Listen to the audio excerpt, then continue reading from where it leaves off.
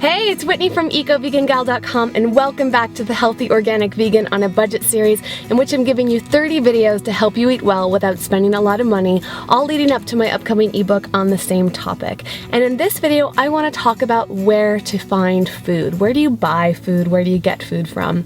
And it's really a perfect time because I'm sitting in the car. I just returned from a shopping trip of my own and I will get to that in a moment.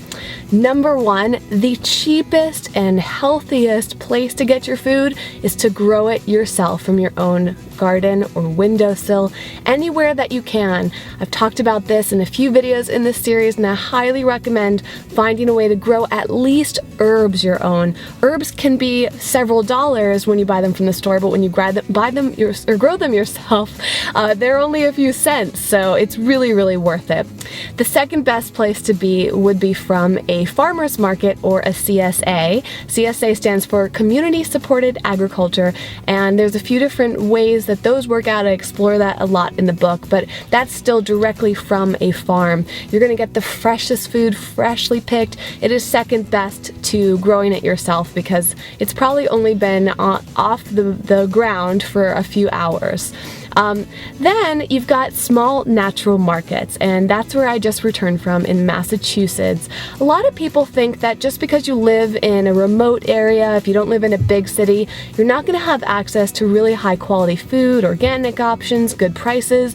Not true at all. I wish I could give you a store tour of one of my favorite places in the entire country, which is in a very small town in Massachusetts. It's called Deborah's Natural Gourmet. And it's in West Concord. It's about 25 minutes away from my parents and I always come here. Don't think that just because you live in a small town, you can't find places like that. The best places to find them are going on Yelp and typing in organic or natural grocer, and you'll be really surprised at all the options that come up. You can of course just use Google, or you can use your word of mouth and just start to pay attention, drive around different cities or neighborhoods and see if you spot places on the street. Some of them aren't that great at marketing. Then of course there are the bigger natural grocers. Number one is Whole Foods, and I talk a lot about Whole Foods in my ebook because I love Whole Foods, and so many people have this misconception that it's whole paycheck, meaning that you're going to spend so much money there, but you can actually get great deals. Their prices are less expensive in a lot of cases than many other popular stores, including places like Trader Joe's, which is another great place to shop. That's where my parents go. They prefer that. They like to get everything all in one place, and Trader Joe's is the place for them. And it's true for a lot of people. My only thing with Trader Joe's is a lot of their organic produce is in plastic or sorts of packaging, so I prefer getting it from the farmer's market or another natural gourmet or a natural grocer like Deborah's Gourmet, where I can get it without all the packaging. Then there are all sorts of natural grocers that you can check out, like Sprouts is really popular right now. There's Fresh and Easy. There's so many across the country and across the world. I would love to hear from you what your local favorite natural grocer is in the comments below. And a lot of the bigger chain markets actually have little sections within them. So out in Massachusetts, I believe it's Stop and Shop that has a section called Wild Harvest. And it's like a cornered off section of their store that's like a mini natural grocer within it. It's really cool. Safeway also does this, and it depends on from store to store. Some have that special section, some have like the sections scattered within aisle to aisle. So don't be afraid to go to the big chain markets. You'll find organic food, you'll find vegan food, you'll find healthy options, and some of them have really great prices, especially when they have sales. Again, I cover this in depth in the ebook. And you know, there are organic vegan options popping up all over the place, even in stores like Walmart, the 90-cent only stores, and Target.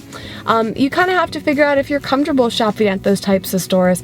I'm personally not a big fan of Walmart, but I do appreciate that they're offering more options, and if that is really the closest, most convenient, and maybe the cheapest place for you, hey, buying organic and vegan somewhere is better than nowhere. But I encourage you to kind of look into the ethics behind some of the bigger chain stores, and that's why I always recommend shopping or getting your food from a place that really supports farmers, so that it's going directly to them. They're getting as much as possible, starting to understand the ethics behind how your food is grown, how it's packaged, who's making it. This is the type of thing that I really get into depth in the ebook because I'm so passionate about, and it really changes the cost, changes the quality, changes the whole experience from a kind of energetic standpoint as well, really just knowing where your food is coming from and who's selling it. So I would love to hear from you now. Where do you buy your food? I'm speaking mainly from the American perspective, and I especially want to know internationally, where do you get your food from? Do you grow it yourself? Do you get it from a local farmer? Do you have a small grocer? I would love to see you list the name of your city, the state if you're in the United States, and the country of where you're living and where you shop. You could even link to the website of your favorite store so other people can find it as well. It'd be nice to have like a little catalog in the comments down below. Thank you so much for watching this video. If you found it useful and inspiring, give it a thumbs up. And if you've yet to subscribe to this channel, you can do so right here so you don't miss out on any of this content. And speaking of which, if you want all 30 of the videos in this series, you can sign up for the mailing list right down below in the YouTube description field, and I will email you every single day. All right, I will see you tomorrow, and until then, you can check out ecovegangal.com for more information about healthy, happy living. And also, I would love to have you be part of the social media community. So pick your favorite, whether it's Facebook, Twitter, Pinterest, Instagram. The links are all down below, and you can connect with me and other like-minded people. I would love to see you there. All right, I'll see you next time. Bye. And in this video, I want to talk about repeat ingredients. So similar to the video that I did about kitchen staples, these